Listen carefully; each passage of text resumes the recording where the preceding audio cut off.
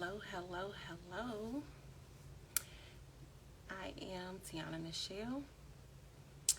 I'm going to wait for a few of you all to come on in. And while we wait, I'm going to introduce myself. So, I am Tiana Nichelle. I am a empowerment coach, serial entrepreneur. I have coached, helped, mentored people to transform their mind, relationships, and lives. That is what I do. I empower you to transform. After you have dealt with so much. So we're going to get into it. This conversation is called Healing and Loving After Being Violated. So I'm going to wait for a few more people. Hello.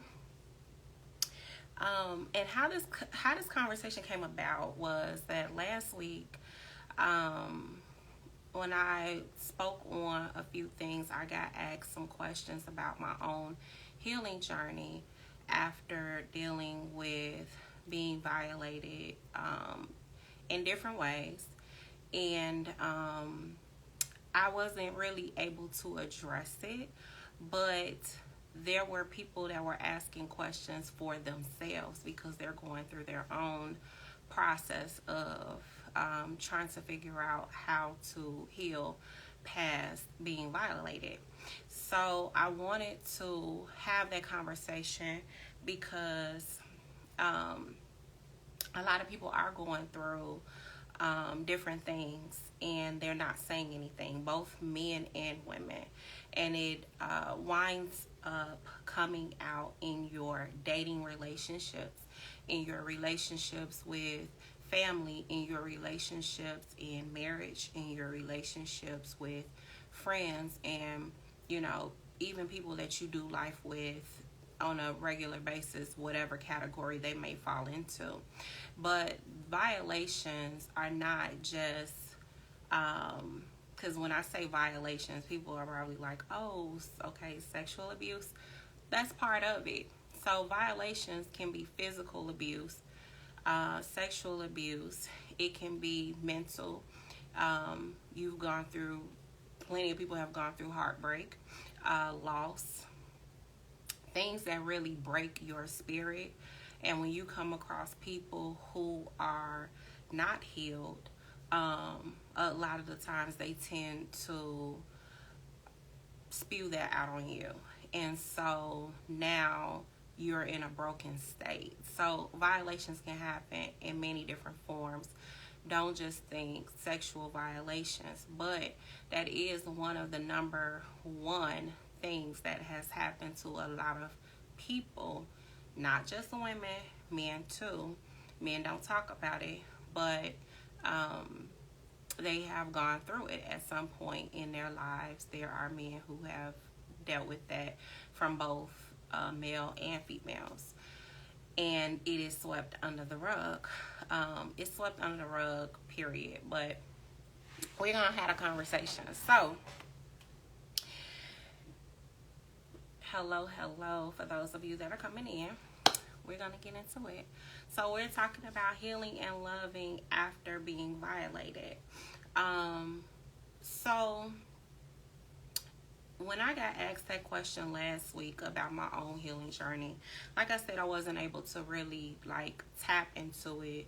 I gave the 4 things that helped me was to forgive, and that was not easy. It was not easy at all.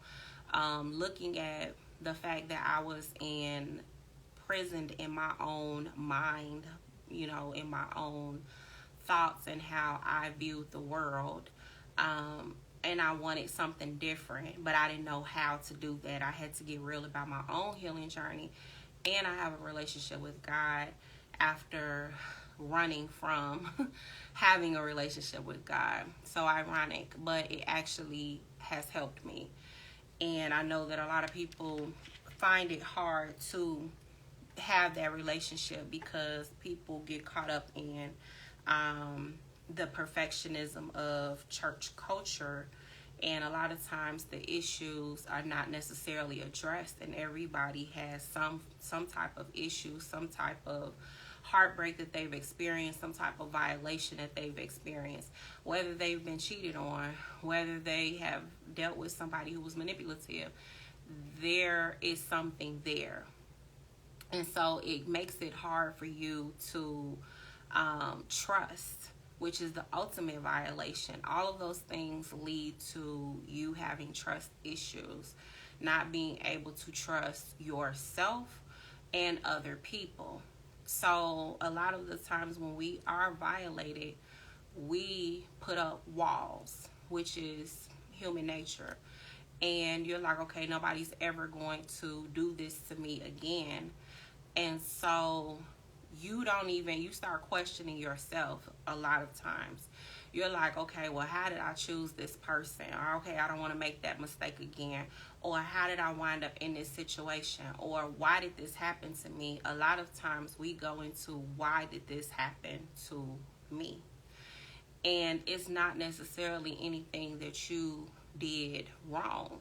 And I'm going to say that because a lot of people internalize things that have happened to them and never come out of that. And that's the other part. I want this to be a conversation where I want you to feel healed after the conversations somewhat. I know that it's going to take deeper healing, and I will tell you how we can connect if that's what you want to do. But I want to address this so that you can have some peace. You need peace of mind, and not to feel like anything is your fault when you have been violated in such a way. And some people have repeatedly been violated. So there was also something that I saw. I was on TikTok earlier and I saw this lady. It was some court show. I don't even know what the court show is called, and she was talking about how she was violated as a child and she wound up being pregnant at 10, and she didn't even know what was going on with her body until her mom took her to the doctor. And yeah, and then there are other stories that I've actually came across throughout the week where there are women who have dealt with that, but there are men who have dealt with that, because I've known some men who were transparent with their struggles with different things, and I had to walk them through their own transformation, and they're actually not the same as what they were before. Actually, they are married now and doing life very well. So there's something to be said with that. So you really have to tap into your healing. But so I'm going to journey through my own story, and it's not because I'm just trying to tell you my story, but it is that you understand that, you know, I've been where you are, and I've had to really get myself together and be serious about my own healing so that I would no longer be bitter, angry. I didn't trust myself. And then when you are going through those things, you wind up attracting people who are unhealed too. And it becomes a toxic situation. It becomes a real toxic relationship. Or you wind up attracting people who really don't understand where you've been. And it actually makes the relationship worse because they will fumble you. They will mishandle you. In friendship and boyfriend, girlfriend, dating relationships, they will mishandle you because they haven't walked in your shoes. And so you really, like, we're still, this is, February is coming to a close, so this is probably the last live that I will be doing of February. We'll see though.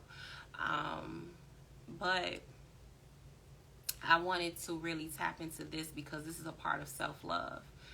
And when you are tired of battling with yourself in your mind, when you are tired of using substances to self-medicate, a lot of people don't realize that people who are on drugs, who are alcoholics, who are constantly having to be like in crowds and they don't sit at home with themselves, or people who sometimes be on these platforms, these coaches, they be not healed. They are struggling, and they are self-medicating in order to forget what they have been through. And you really have to be intentional about loving on yourself. Alcohol is not going to do it. It's not going to make you feel better. After you've drank so much, then what? The memories are still there. The pain is still there. After you've done drugs, and you've gotten, your high has come down, the pain is still there. After you have slept with whoever you slept with, and you're not having relationships with people, cultivating relationships, that's another thing. There are people who don't cultivate relationships well. They just run through people. A lot of men do this, especially running through people because they haven't dealt with their own pain, their own hurts. So then now they're hurting other women because they don't know how to do relationships well. Once you have done all of these things, or even when I was watching this platform and there was a coach on there and she was talking about all the things that she did not want and all of these different things, and I'm like, okay, you're coaching people, but you're talking about all of the things that you do not want. So where is your healing past that point? Like, how are you coaching somebody when you're focused on what you don't want rather than what you do want? That's pain in that. And you really have to be careful about who's guiding you too, because when people have not gotten past their own pain, or it's not even getting past, you got to heal through that. It's a healing that has to take place in order for you to be transformed. And I don't look the same. This is the other part. The reason why I don't look the same, why I don't talk the same, why my mindset is different, why I sit here and I do these lives, having these conversations, is because I have worked on my own healing, but also I realized that what I went through was not just for me, it was to help somebody else. So the situations that you have gone through are not necessarily for you to internalize and go into the why me. It's really for you to help someone else that is attached to your own purpose. And I know that it sounds really like, well, what? It is. And the reason why I can say that with confidence is because I know firsthand. It is all attached to your purpose.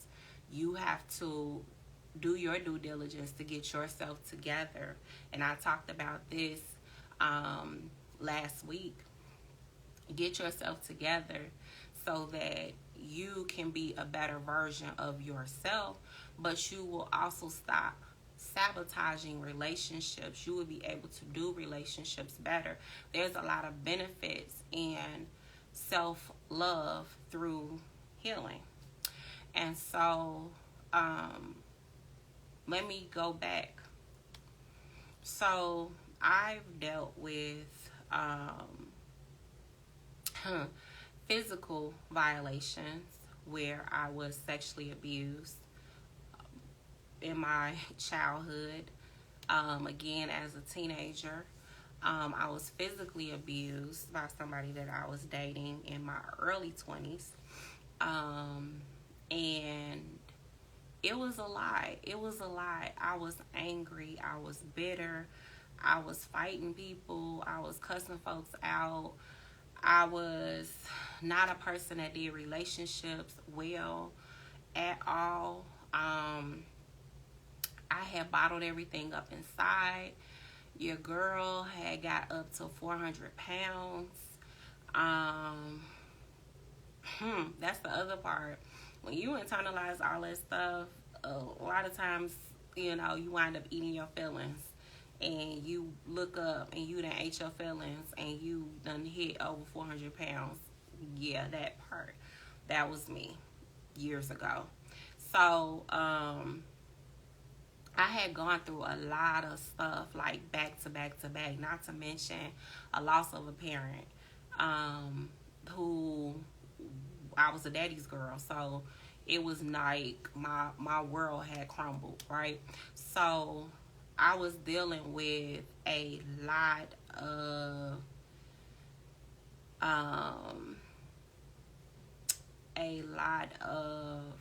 pain, and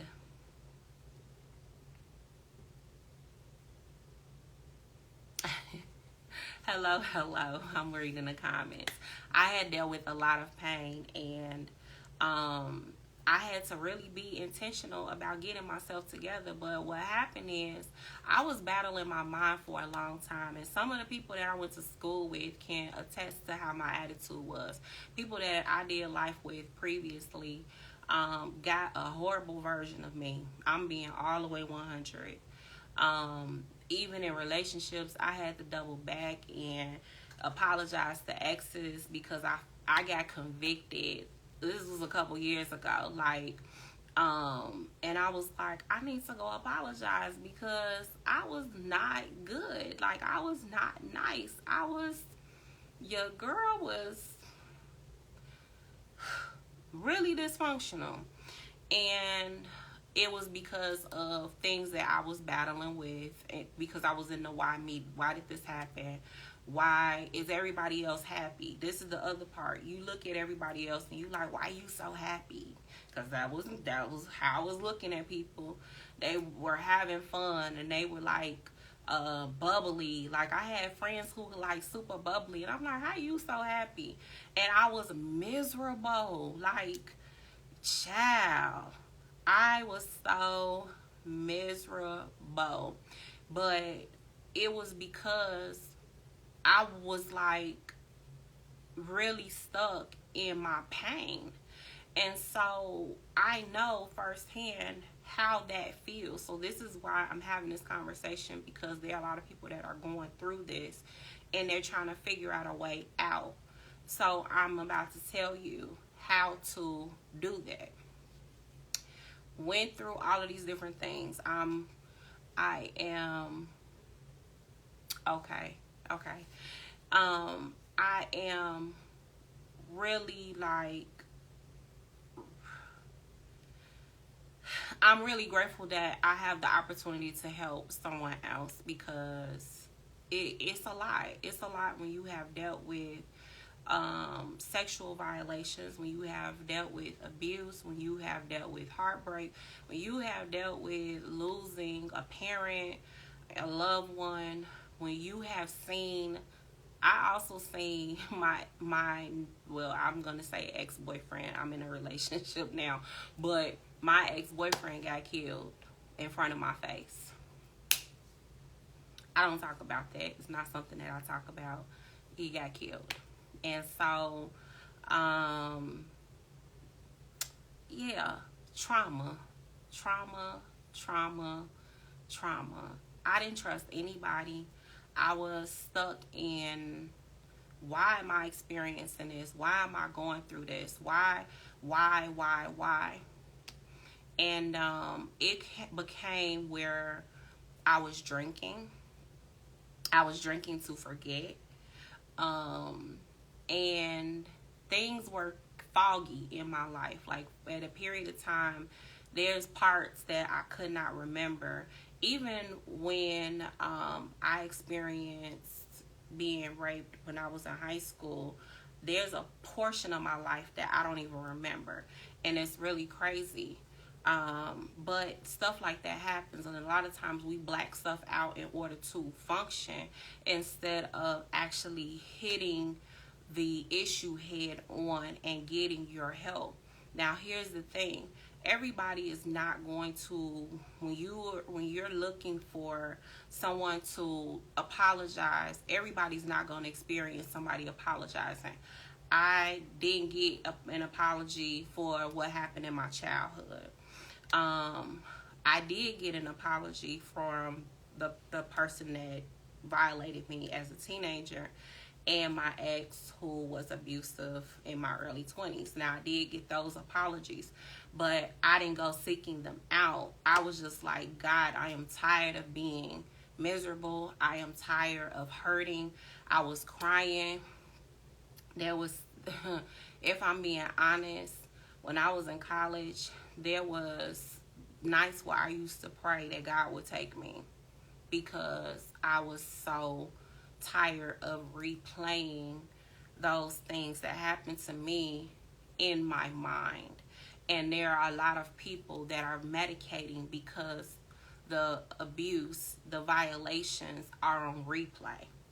That relationship not working out. And I'm going to say, even though people will be like, oh, it's not the same thing, but still, for somebody, pain is pain, trauma is trauma. When you have all of these wonderful thoughts for somebody who has been cheated on, when you have all of these wonderful thoughts of what's going to be, and you all are planning life, and then all of a sudden they maybe become abusive, or they're out there cheating, or and cheating in a marriage for a lot of people becomes a serial situation because you're attached to this person. That's trauma.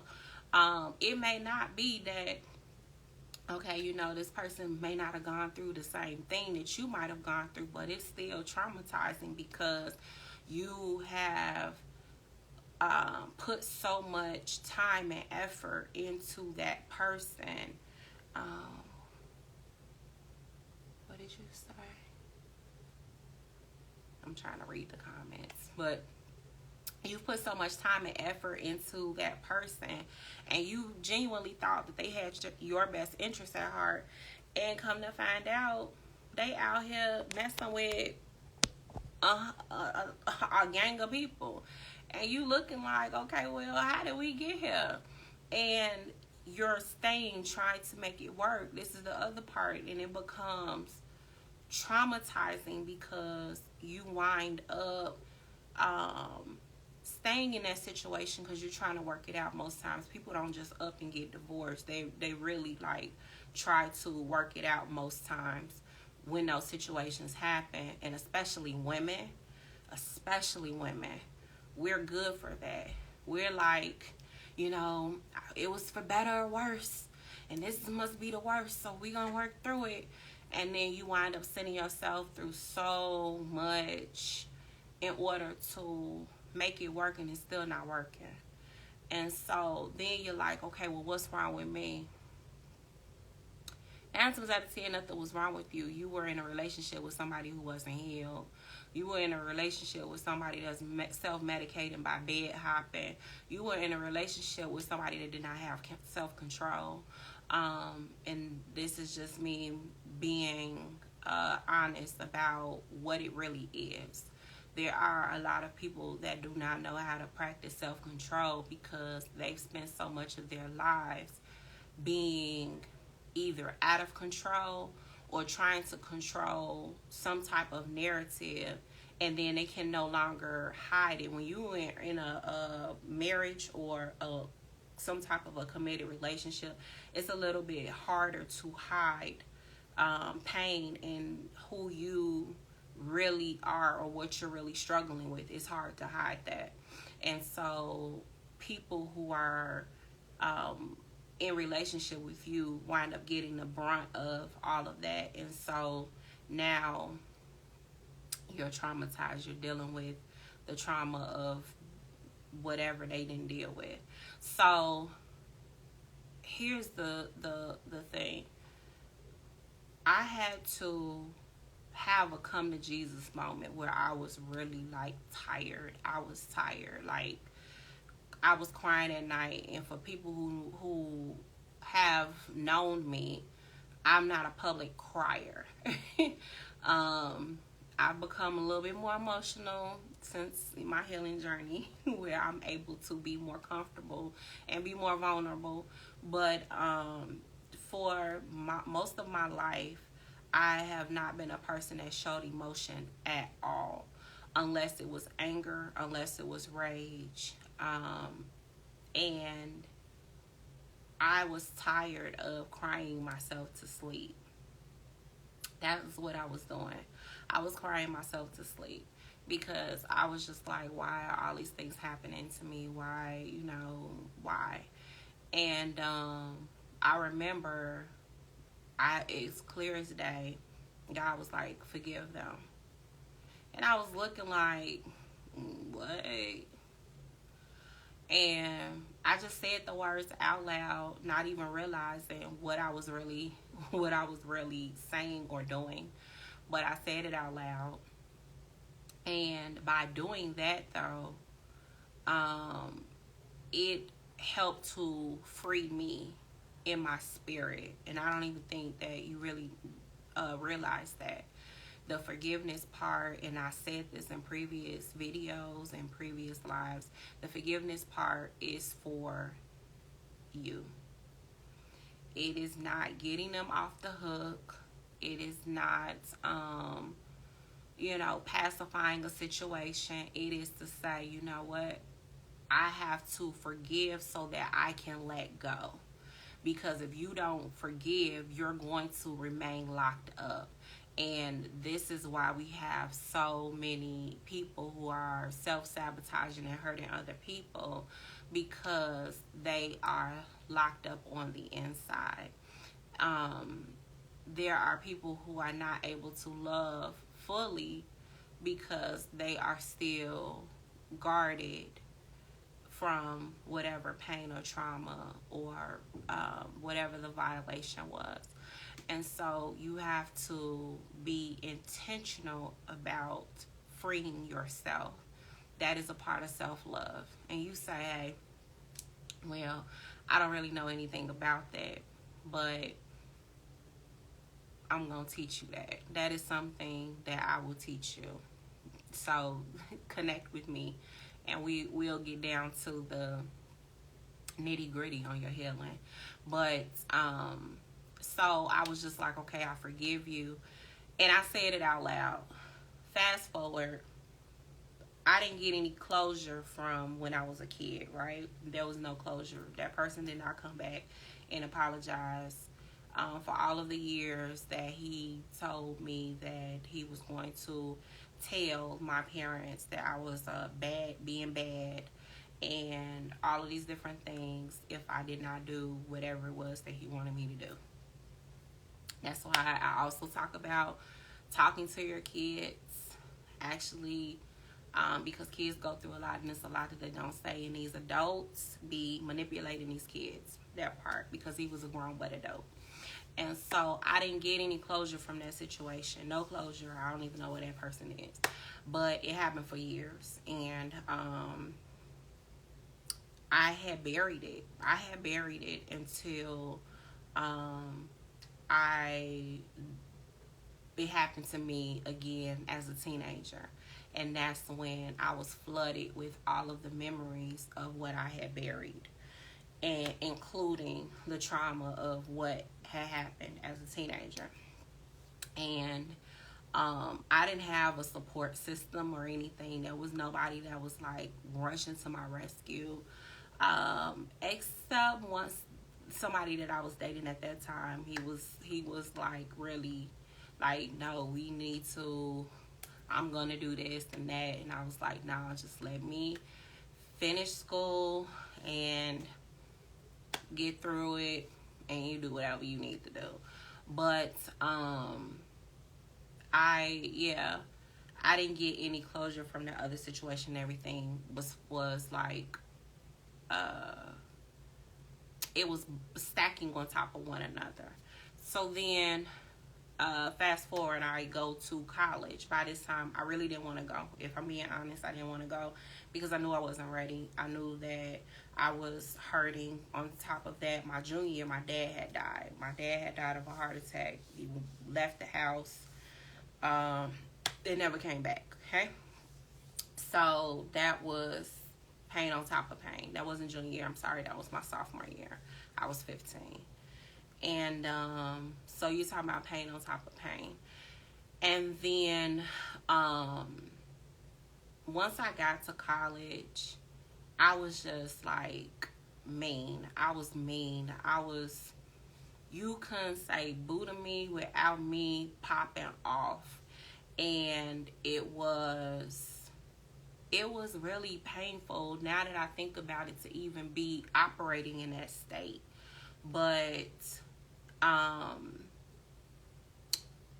once I went through school, because I went through school this way, I went through my early 20s this way, in all of this pain, just pain on top of pain. And then the very relationship that I had, who was somebody that was my best friend. When I say my best friend, he was my best friend since we were 15 years old.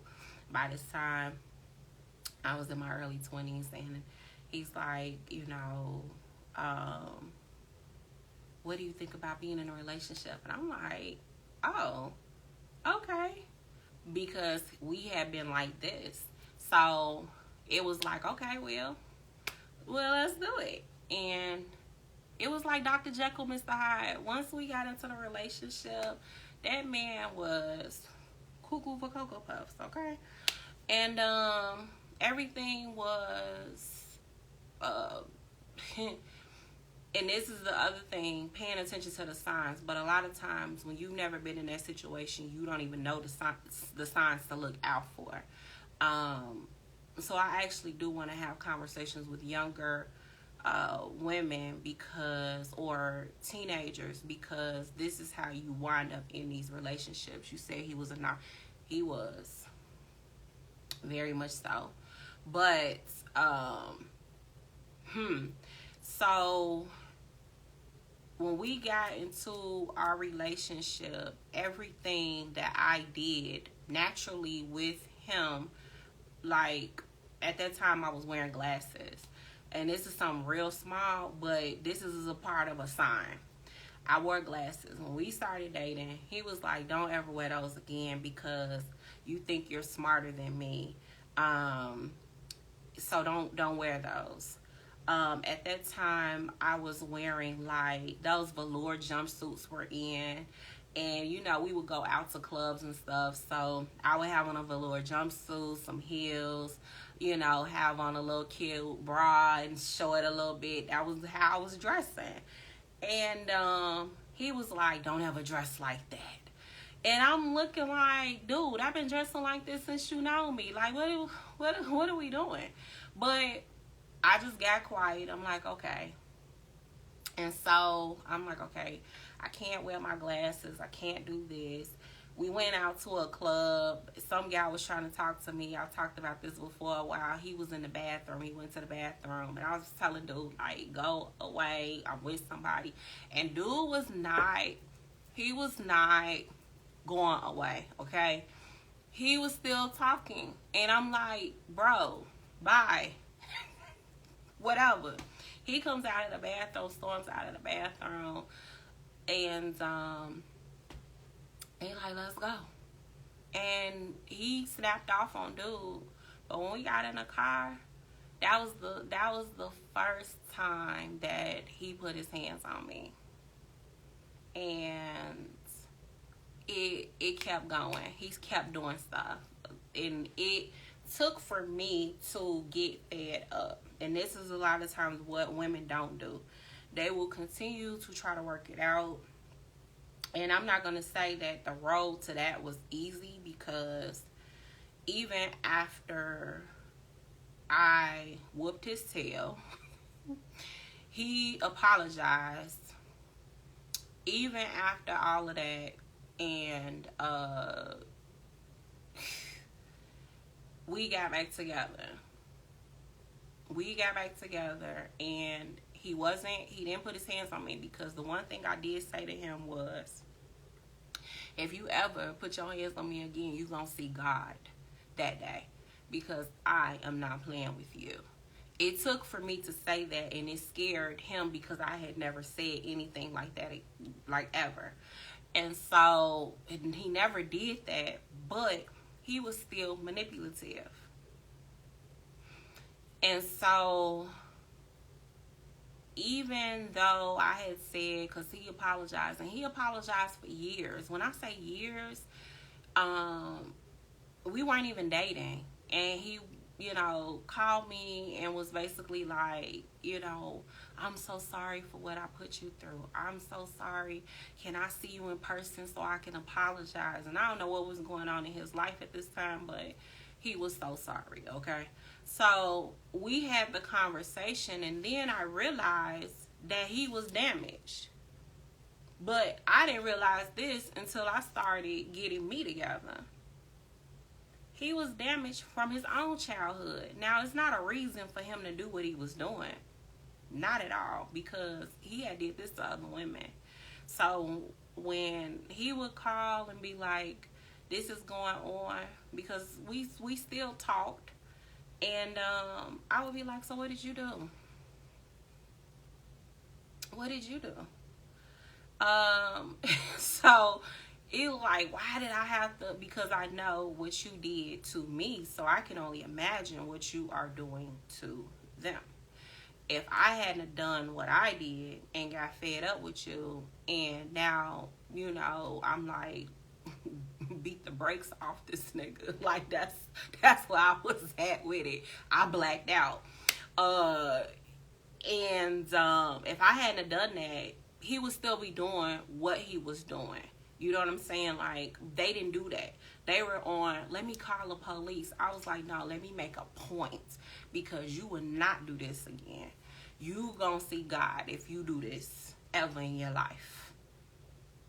And I'm gonna leave that where it is. So, even though he apologized, and that was, it did give me some form of closure, I still was like, well, how did we go from being friends where we did everything together? Like, how do we go from, we was kids, like having fun and going places and having the conversations and hanging with his guys and, going to the basketball courts and like all of these different things, and having, like, even he would be talking about the girls he was dating and all this different stuff. How do we go from being best friends to being like this? I struggle with that.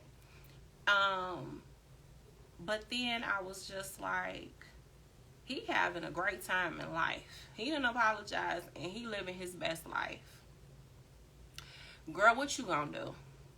What are you going to do? Because you are allowing them to still have a hold on you, because you haven't moved past what has happened.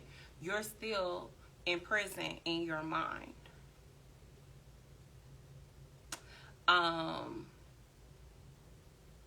Even after that situation happened and he apologized, the guy that did what he did in high school, he came back and apologized. And it was weird. It was really, really weird. But I was just like, okay, whatever. Because to me, and this is the other part, because somebody even asked me, okay, why you never press charges? Because to me, pressing charges is not going to do anything. I mean, they're going to sit where they sit, and it's going to be another process that you got to go through, because when you press charges, now you have to relive it, because now you got to go to court for it. I'm about to do that. I was not about to do that. I didn't even want to talk about it. As a matter of fact, I wanted to forget it. So that's why I never press charges in any of these situations, because what I was not gonna do is say this out loud at that time. Like, I was like, I'm not gonna do it. You said maybe you just had to process things. I did. I had to process a lot of different stuff, but I was still stuck in why me. So fast forward, in when I started dating, I was horrible. I didn't communicate. If I felt like you was gonna do anything, I was like, bye.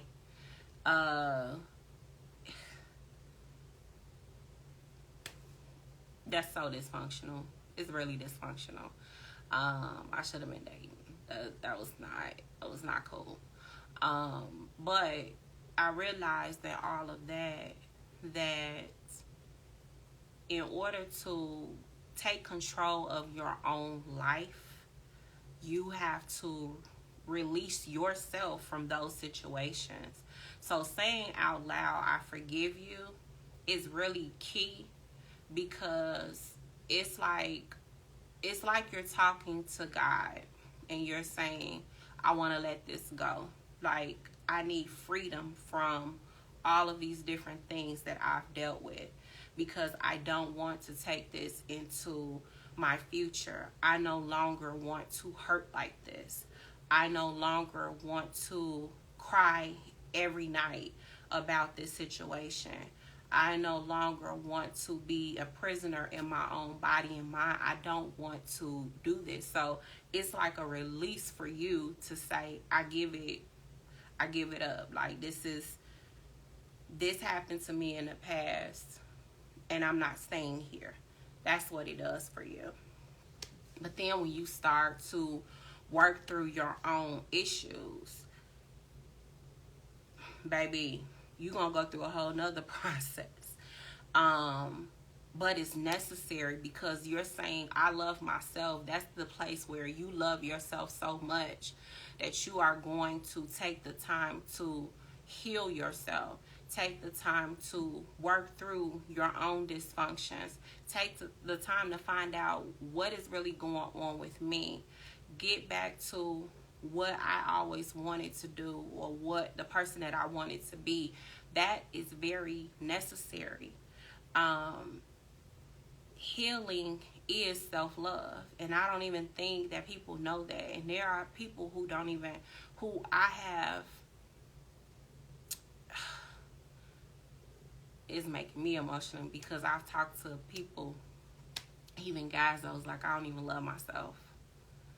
And I remember being at that place like some years back. And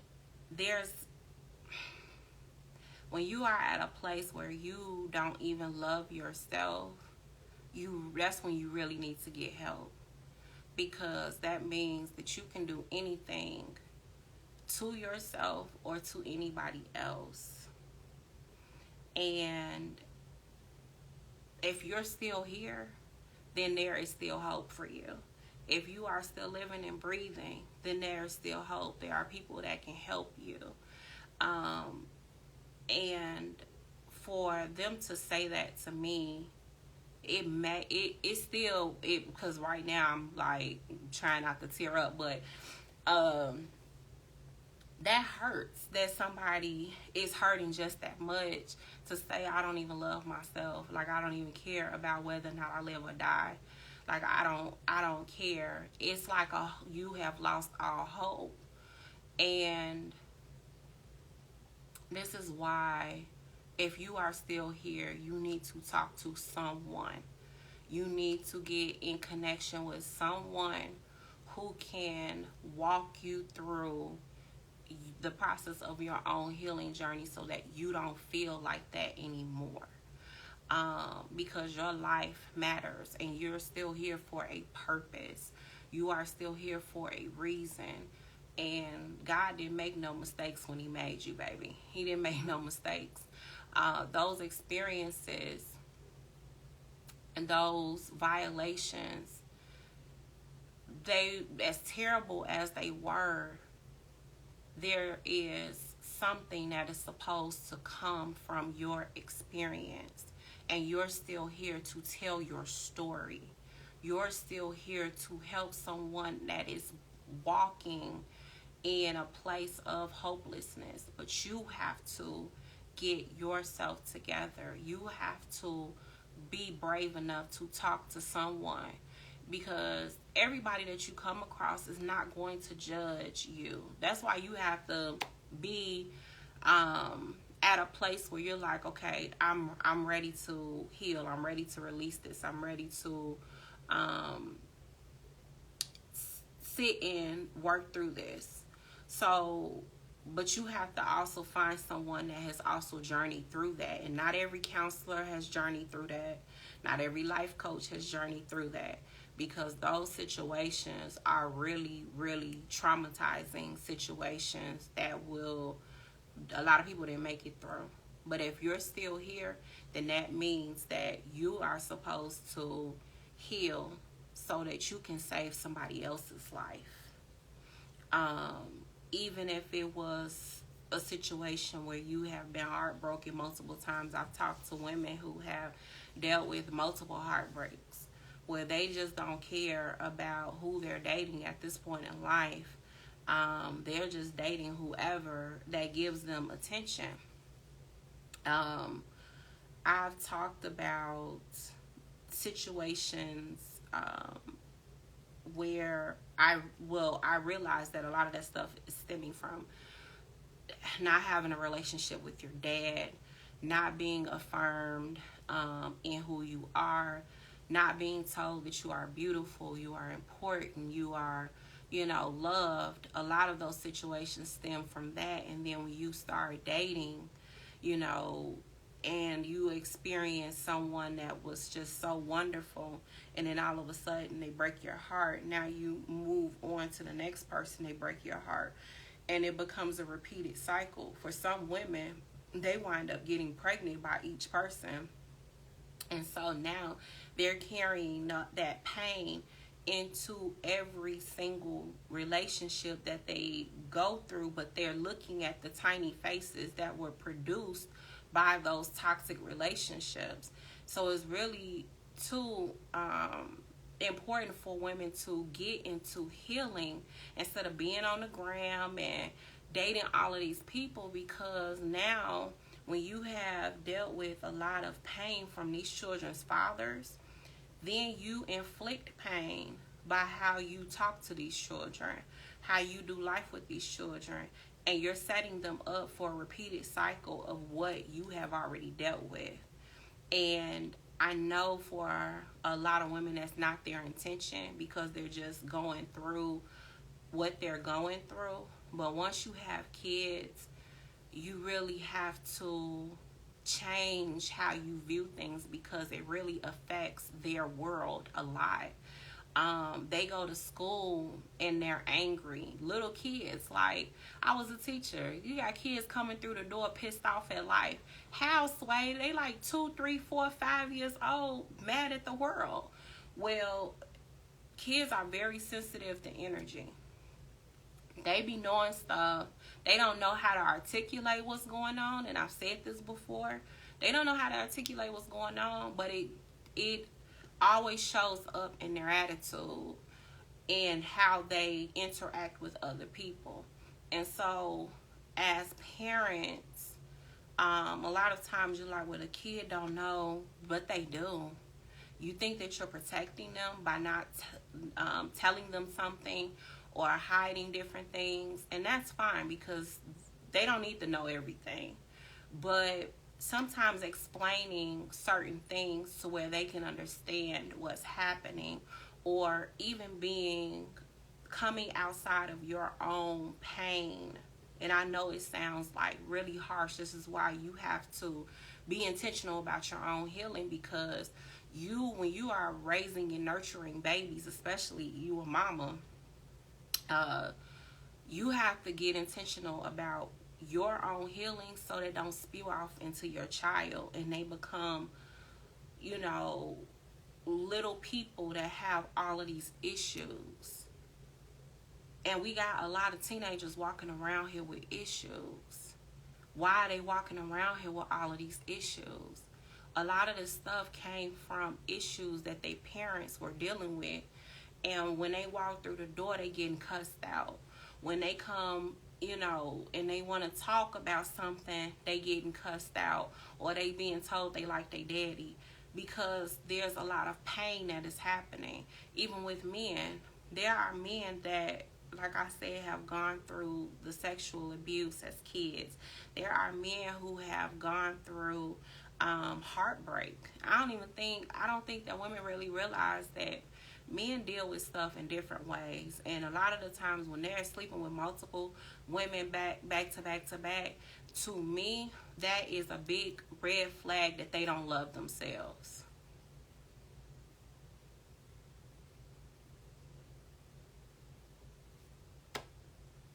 So something has happened. There was trust that was broken. Something has happened to them. But men also have to be intentional about their healing, because a lot of you are fathers too. And you're disconnecting from your role as a parent, as a father, because you may not have had that father figure, or you might have dealt with a lot of pain and you don't know how to deal with the kids. But the kids didn't even ask to be here, so you got to get intentional about what's going on with you and your healing, in order to be a better parent to them, because they don't deserve to walk through what you've been through. The job of a parent is to protect, and when you're not healing yourself, how can you protect the very thing that's precious to you? So you really have to get intentional about that. When you want to do relationships with people, and there's so many people that want to find love. Everybody is on a hunt to find love.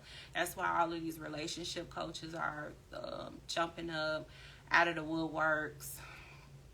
And a lot of the advice that a lot of these relationships coaches are giving is crappy. I'm just going to say that. It's very crappy. But a lot of people are looking for love. But how can you love someone genuinely if you do not love yourself? You are not going to be able to give somebody else something that you do not have. And you're like, no, that person is going to make me complete. Baby, no, you have to be complete before you get with that person, because once you get with that person, you don't know what type of trauma they have. Everybody is not going to say everything up front. They're just like you're masking your hurt and your pain, they're masking it too. And when y'all get together and you traumatized and hurting and clowning and cussing and doing all this other stuff, and you get with a man who does that same thing, y'all gonna be hitting each other, beating each other up. Like, it's gonna be craziness. And then having kids that's watching this.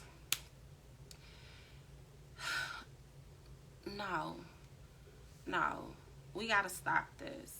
We have to stop this. Everybody needs to really take inventory of their own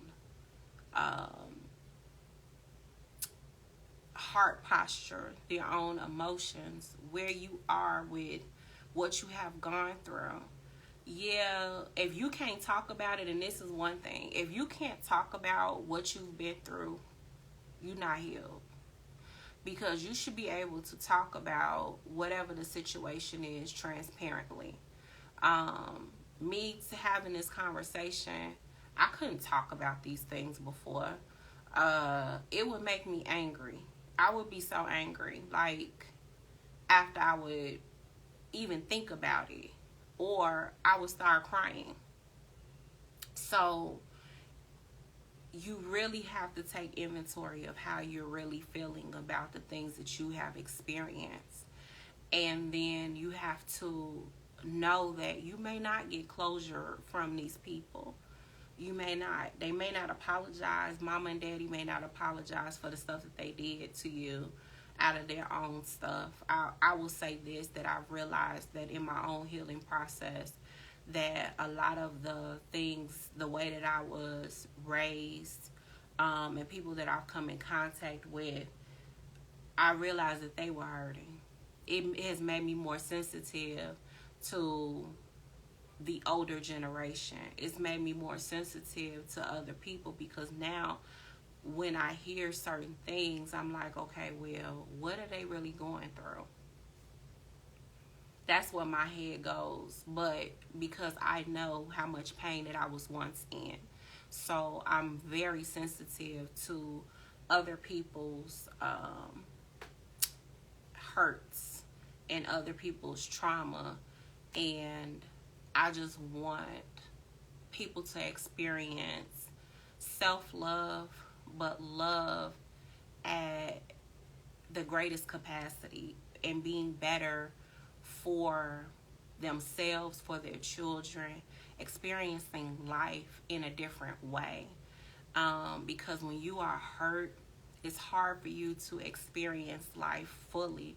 It's hard for you to enjoy situations, and even think about like traveling. Like, I had someone that I was coaching, and they like, I never thought about traveling anywhere. And I was like, what? That was one of the things I wanted to do, was run away, okay? But I get it. If you're so much into whatever that pain is, you will stay confined in those walls and not even see that there's an outside world that is so beautiful. And you don't have a yearning for a new vision.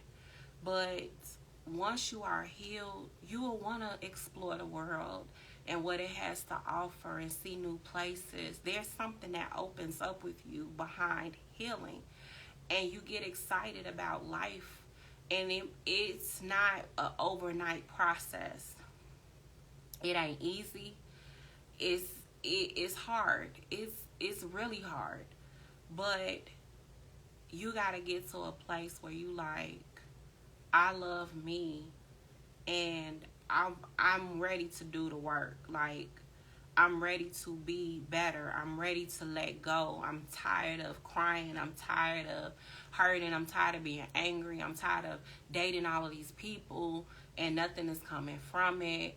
I'm tired of being angry all the time. I don't even enjoy life with my family. I don't enjoy being around nobody. I'm tired. I'm tired. You got to be at that place. So once you get to that place, link with a counselor. I say a life coach. Link with someone who, because I can tell you to connect with me, and, let's do your journey together. But, however you want to heal is important. So you can connect with me, or you can reach out and I can find somebody that you can connect with. But I am just like, it's really important for you to heal, to get yourself together so that you can be better, so that you can attract the relationships that you deserve, so that you can have the life that you deserve.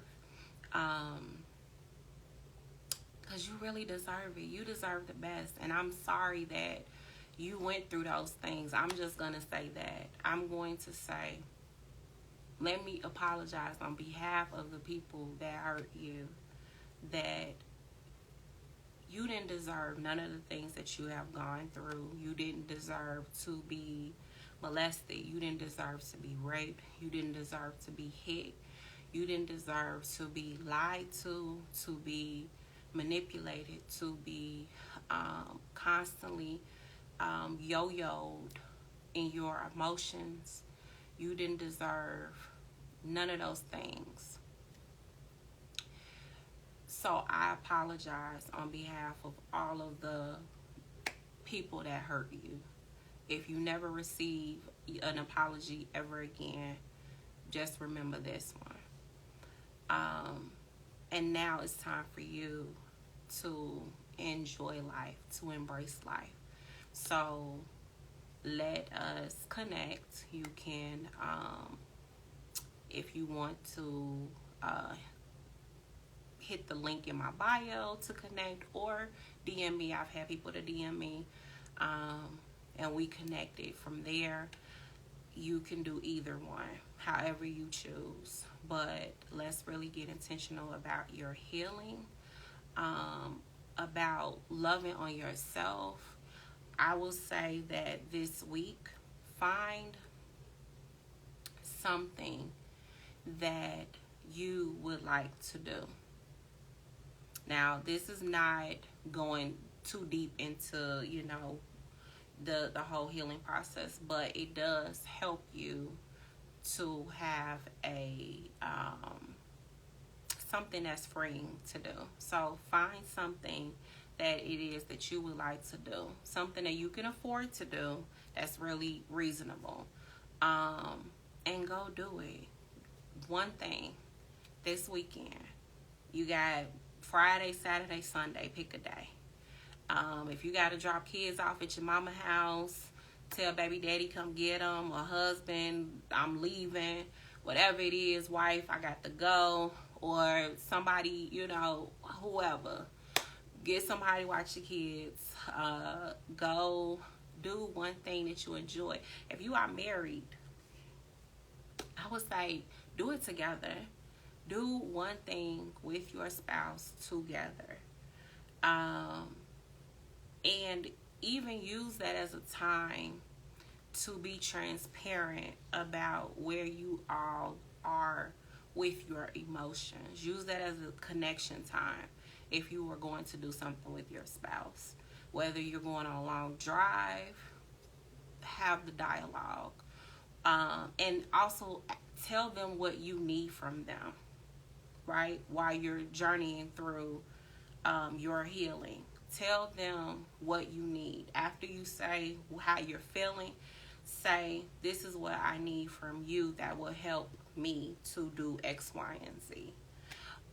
To be better for our kids. And actually listen to one another, because if you are married, you're really doing life with somebody. And you all, in order to have a long-lasting relationship, you have to talk about it. You have to be transparent about where you all are. You have to be able to connect on a deeper level. And sometimes you have to work through one another's healing journeys together. Because life is going to keep lifing. But if you all have not established the open communication and all of these things, it makes for a toxic relationship. It brings cheating into play, because I can't talk to him, I can't talk to her.